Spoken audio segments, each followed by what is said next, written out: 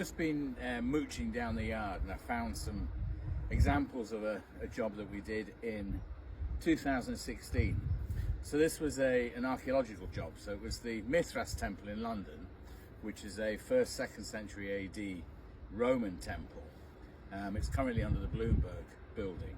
So they rebuilt it. It was originally discovered, I think, in the late 40s, early 50s.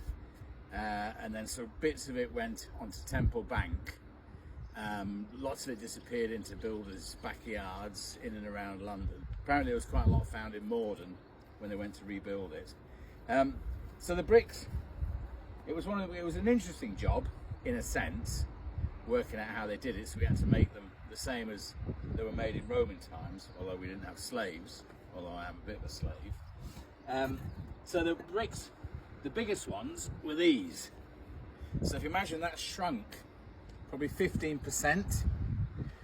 So you notice we had to stamp everything because it was going into, so they would have been using original bricks and these in the same job.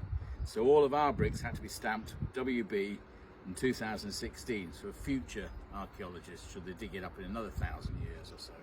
So the largest bricks were these. And I suspect the Romans produced all the bricks like this, because although we made 3 different sizes, that's 1/3 of the big one, and that's 1/2 of the big one. So I suspect they were all made in that size and then just cut down to size. There was no health and safety, they were made by slaves. So the fact that that weighed best part of, I'm trying to think, but I think it was at least 30 kilos, so 60 odd pounds of clay to produce that, and it was cast directly onto the floor. Hence a lot of Roman stuff has animal footprints because they were literally cast onto the ground. So I think, and because they were made by slaves, they didn't care. So even though they could have made them that size and been a lot easier, it didn't really matter because it's broken, get me another one. Go and conquer some more tribes or whatever. So yeah, so it was a nice job. We got it because we've got access to a lower bed of clay, which would have been very, very similar to what would have been available on the Thames.